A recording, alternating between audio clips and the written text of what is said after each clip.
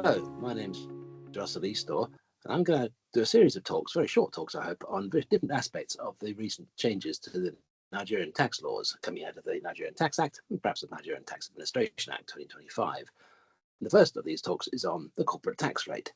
Now, those with longish memories may recall when the reforms were first announced and Mr. Oyedele first put out the bill, the idea was that the corporate tax rate would be reduced progressively over a period of time, and the various other taxes on income of companies would also be abolished. Now, that's not quite happened. I think the process of getting the law passed through the National Assembly meant some compromises were made, and one of those, unfortunately, is the corporate tax rate. So corporate tax rate, the mainly corporate income tax rate, remains as 30%, which isn't great, and perhaps not entirely competitive.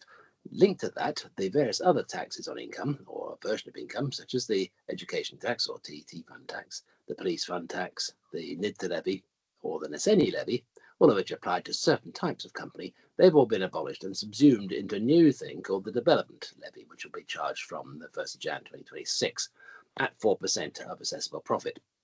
So what does that mean overall? Instead of having a tax rate reduction of some kind, most companies are going to suffer a slight increase in tax, up to 34% from the current 30% plus 3% plus maybe 1 or 2 other percent. So a few perhaps lucky-ish companies will see a reduction from 35 or so to 34.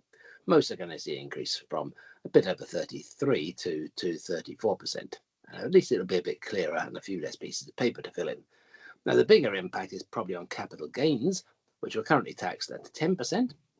And that will now be changed to the main corporate rate. So the capital gains will be included in taxable income and thus subject to tax at the corporate income tax rate, which is 34%, including development levy. So that's not so great, but there we are. It does bring clarity and consistency, and as I said, a little less bureaucracy. So that's the end of the first talk. I'll be going on to the next talk to talk about individual tax rates.